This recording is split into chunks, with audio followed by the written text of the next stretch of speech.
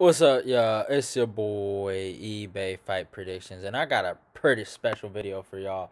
And I ain't gonna lie, uh, it's been kind of hard to think of content to make, so I kind of came up with this. It's gonna be my 2021 predictions for who's gonna be champion, who's gonna retain, and who do I basically like who I see keeping the belt for the rest of the year, and who do I see losing the belt, kind of that. But yeah, let's get to it. Let's look through the divisions and let's talk about it. Let's start off with the female divisions. Let's start off with strawweight. Weili Zhang is your champ. Probably you look at the top five. You got Nina Ansaroff, who's matched up with Mackenzie Dern, Carla Esparza, yeah, it's Yan, Zhao Yan. I think that's how you say the girl's name. Joanna and Jacek at 2, and Rose. Most likely, Rose should be the #1 contender, but I've seen reports saying Carla is going to be fighting for that belt. I don't think Carla can beat Weili Zhang, and nor do I think Rose. As much as I would like to see Rose beat her, I ain't gonna lie. But you know what? No, I wouldn't. I don't really like Rose like that. I honestly, I don't know. I'm not a big fan of both of these girls, but yeah, man. I think it depends on how Yan is doing. She's a killer, man. She's like my favorite right now. Looking in terms of like girls, I think that can really um get gold, but I don't know. I think Weili will probably hold the belt for the rest of the year. Uh, but to the female flyweight division, on the other hand, I'm going to shock some people. I think there will be a new female flyweight champion. That is my prediction for next year. I think Jessica Andrade will take that belt, the #1 contender of the division. I think that girl's on a whole entire different level than any of the girls she's fought at flyweight. Fucking what? Jessica I, Caitlin Chukagan, Jennifer Maya. Man, these girls can't hold a candle to Jessica. Jessica's a monster.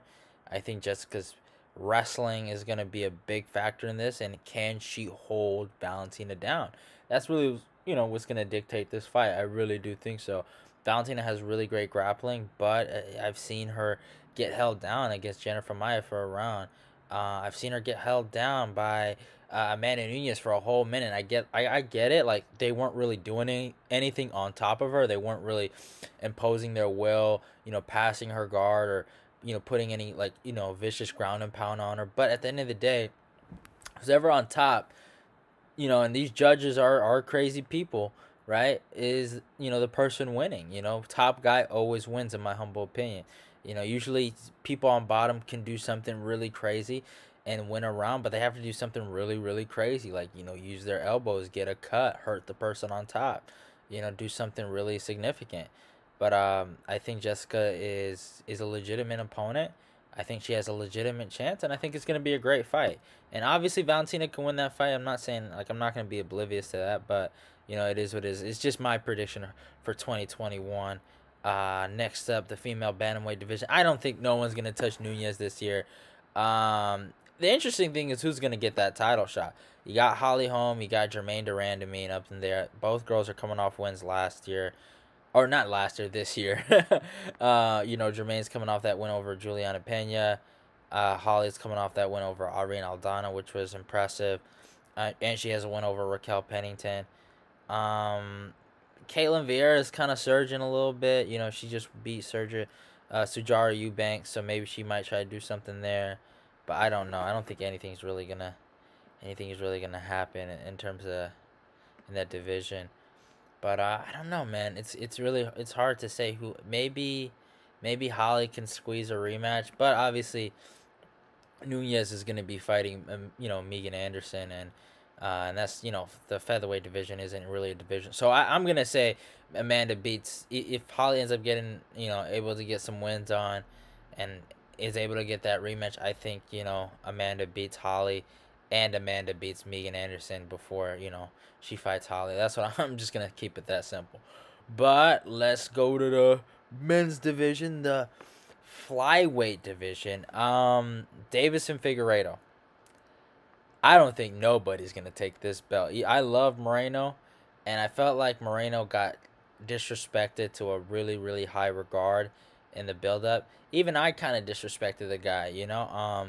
But I don't know. It's just I had a weird feeling before the fight. You can even look at my Twitter. I was commentating. I was tweeting before the fight. I was tweeting, but like for the whole night. But like I was just surprised like how Moreno was just getting this like he's a bum kind. Like, he's really legitimate toughest challenge for Figueiredo. He should have been the number one contender, or he should have fought for the belt before Alex Perez. And that's the truth. And everyone knows it. And yeah, like so, but I still think Figueiredo beats Moreno in the rematch. I know some people that think Moreno won that fight. I think it was a really close fight, but even if you thought Moreno won the fight, here's how I feel about it. I think Moreno gave everything he had to give to Figueiredo, and on his best night, he couldn't get it done, or he couldn't get the nod. But let's say that, and that was kind of his night to get it done, and he couldn't get it. Figueiredo, he didn't look bad, but that was Moreno's like he was just feeling himself. I think Figueiredo didn't show the best version of himself yet.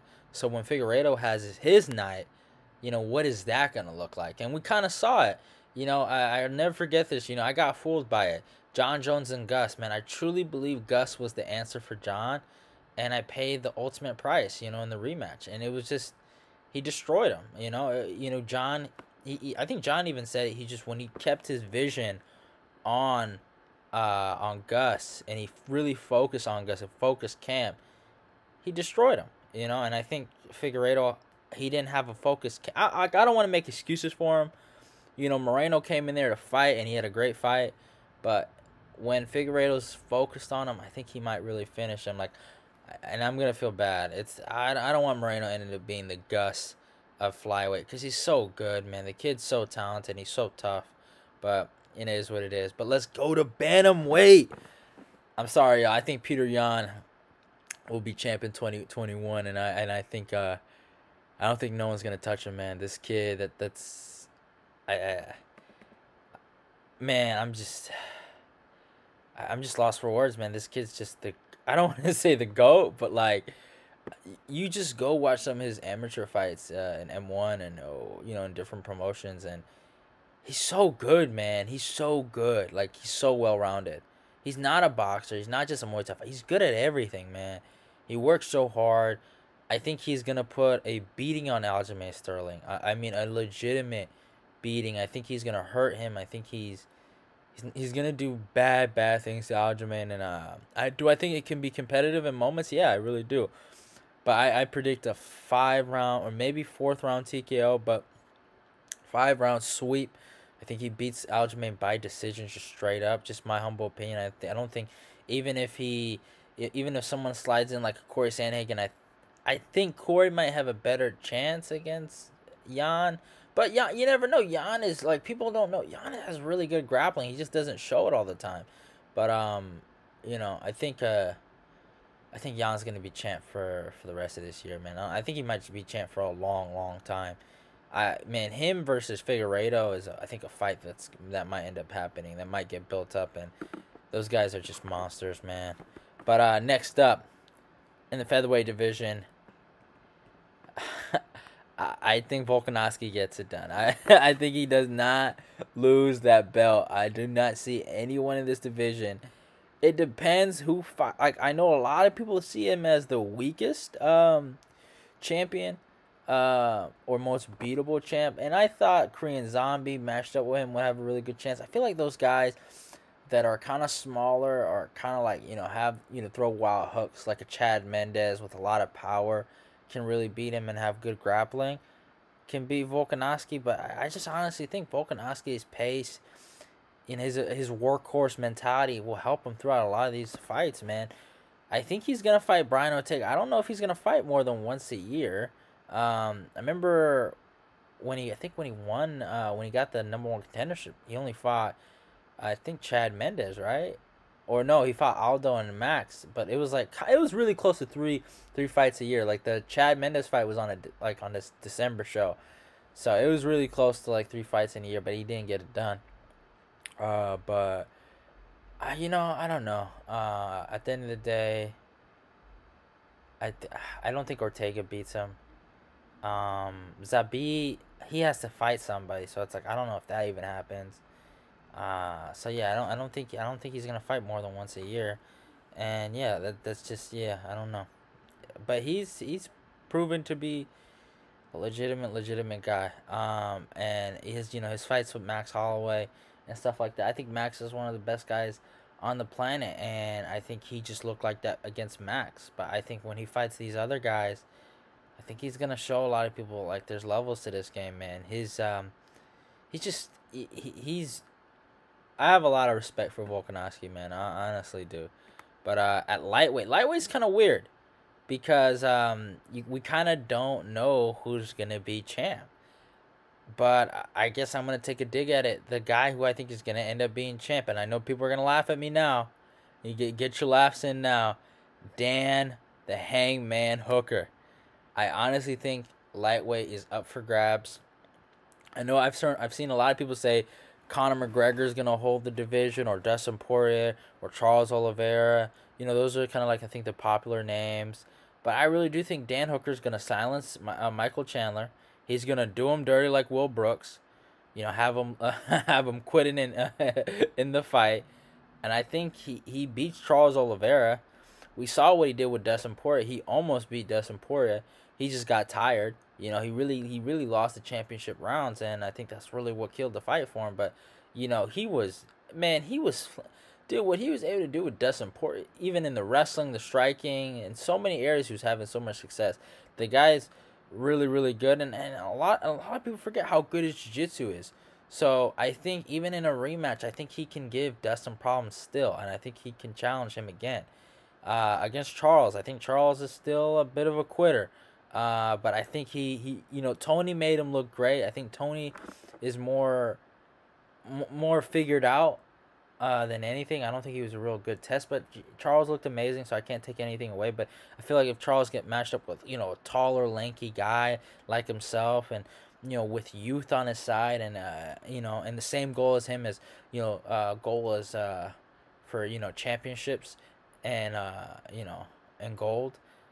I think Dan Hooker will beat Charles and break him. We seen what he did to Gilbert Burns, but I think and then even against Connor, that's probably the hardest one for him. But Dan is a completely different matchup. He's a kid, completely different build, and I don't think Dan will, has no shame going for takedowns against Connor.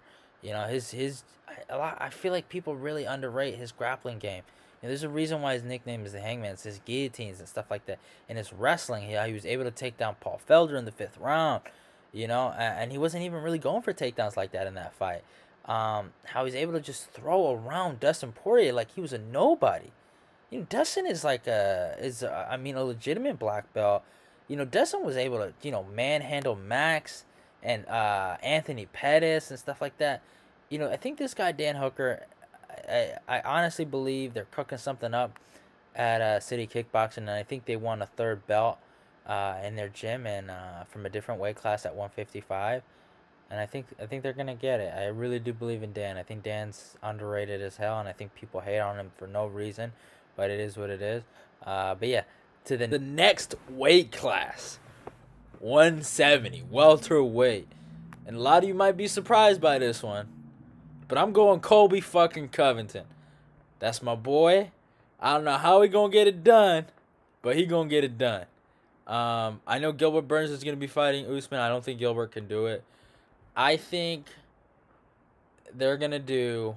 Here's what I think. I think Colby's gonna beat Masvidal, and I think Usman is gonna beat Burns. It depends on if Chimaev or Leon, how well they look. If it's a boring fight, I think they're just gonna shaft Masvidal to Leon, and I think they're gonna run it back in December, Colby and Usman, man. And I think Colby's going to beat him, man. I really do think these guys are super close. I really think they're evenly matched in a lot of areas. But I think where these guys really separate, and one thing a lot of people don't bring up, is Colby, in my humble opinion, has better center of the cage wrestling, open space wrestling, and I think Usman has better cage wrestling. Obviously, wrestling didn't play a part, but I felt like Usman's kind of wrestling got exposed in the Masvidal fight. He, even though Usman's a national, Division II national champion, that's a good accomplishment in my humble opinion. When you have those kind of accolades, you get to put yourself up there with Division I guys. But Colby is a Division I guy. But Colby is just unrelenting. He does like to wrestle. He likes to take breaks. But I honestly do believe that Colby Covington is Usman's greatest rival and vice versa. I think these guys are going to have a trilogy. And I really do think these guys are... Like, Colby didn't even... Like, I know a lot of people think Colby didn't look that great against Woodley. I thought Colby looked amazing. I thought Colby... What he did to him... He looked... better. He didn't take any risk. His double leg that he hit on Woodley in the first, minute of the round was fucking beautiful. I've never seen Woodley get taken down like that in open space. We've seen Woodley get taken down like that maybe near the cage or later in rounds. But, man, we've seen Woodley's, almighty takedown defense when he fought guys like Damian Maia, right? That was a big thing. And I think Colby's getting better, and I honestly do believe he really found the right team in MMA Masters, and I think he's gonna beat Usman. I really do. I really honestly do. But next up in the middleweight division, as much as I don't like this idiot, I think Israel Adesanya will keep the belt. I don't see anyone at middleweight really. I don't even know if there might have a middleweight title defense in 2021, but hopefully we get one. I don't if they do Robert and Costa, I don't think that's enough to really vilify number one contender. Marvin Vettori's coming up, so I think if Marvin can beat the winner of Costa versus Whitaker, if it's Costa especially, or if they do Costa and Marvin instead, and maybe Marvin beats him, and then maybe they can have Marvin fight Whitaker, and if he can beat both of those guys, maybe Cannonier's kind of done. Till is, it's a tough division. Uriah Hall is fighting Chris Weidman. Kelvin's fighting fucking, what's his name? Let me see. Let me scroll down. Fucking Ian Heinisch. I don't know, man. Middleweight is looking rough, so I don't think any of those guys are gonna touch Izzy right now. But I think it kind of goes with the Izzy thing. Next up, though, at light heavyweight, I think Jan Blachowicz will stay your light heavyweight champ. And if you really know what I'm trying to say right now. I think Jan Blachowicz will run through Izzy and give Izzy a few fucking concussions, maybe a broken neck, and he won't be able to fight for the rest of the year. They might as well make a fucking interim title for middleweight, but I really honestly do think this is coonery, buffoonery at the highest regard with the Adesanya fight with Blachowicz. It should be Glover versus Blachowicz. Izzy, I don't like it when these champs, they go from different divisions. They end up ruining divisions. We saw what happened with DC and Stipe, and I love DC, but 3 years of them fighting each other damn near destroyed the division. And it was a healthy division. But, you had all these young contenders fighting each other. You had Curtis Blaydes fighting every goddamn heavyweight in the fucking roster and killing them, right? So it's like, you really only got like 3 or 2 guys that are legitimate guys at heavyweight. I don't want Adesanya doing that to middleweight. And middleweight's already shot at this point. So I think, I don't know. At the end of the day, it does not matter, really. But I think Blachowicz will keep that belt, and I think Blachowicz will humble Adesanya. But yeah, next up to the heavyweight division. I think Stipe Miocic will stay champ in 2021, and I think he'll have 2 title defenses. I think he'll go against the norm, and I know a lot of people give him shit for only defending the belt once a year, but I think he'll beat Francis Ngannou, and I think he'll beat John Jones. I really do. I think this year will really signify how we were so close to getting John Jones versus Izzy, and how the MMA gods took it away from us. I really do believe that fight will never happen, and we'll never see. Maybe it might happen when both guys are losers or old men or whatever. But like, I think Stipe, he's a problem, man. Like if Francis beats John, then I can see John becoming heavyweight champion a little easier. It'll still be hard, but I do not think John. I know some people say, "Oh, it's an easier matchup, Stipe," but I really think Stipe's wrestling, his boxing. I think he's gonna give real problems. I think he's gonna give the same problems that Dominic Reyes gave him. I think he's gonna give those same problems that Gus gave him. And even if you remember in the second DC fight, DC was doing so well in that fight with John because of his boxing, and I think Stipe will fulfill the game plan and the blueprint uh, of beating John Jones. And by fulfilling the blueprint, I think he will actually beat John Jones and not get robbed by the judges. I think he might finish John, and I think just putting pressure, and just kind of like going over the reach and stuff like that, or overcoming the reach of John Jones. I think Stipe, and his size and his speed, he knows what it feels like to be in the heavyweight division. We've seen guys like Kevin Lee fail at going up. We've seen guys fail. Luke Rockhold, Jacare, Weidman. A lot of guys have failed going up, and I think John Jones will be added to that list. And yeah, hope you guys enjoyed the video. This is it. These are my 2021 predictions. This will probably be coming out like, I don't know, for like New Year's Day or whatever. I don't know, man, what I'm making for content, but it is what it is. I hope you guys have been enjoying your holidays. Merry Christmas, or a late Merry Christmas, and hope you guys get ready for 2021. Get them New Year resolutions ready, and become a better you, man. You already know me. I'm always working. I'm always trying to get better, and yeah, man, I love y'all. Goodbye. eBay Fight Predictions out. Don't forget to follow my Twitter, my Instagram. Like, comment, share, subscribe, click the notification button, and your boy is out.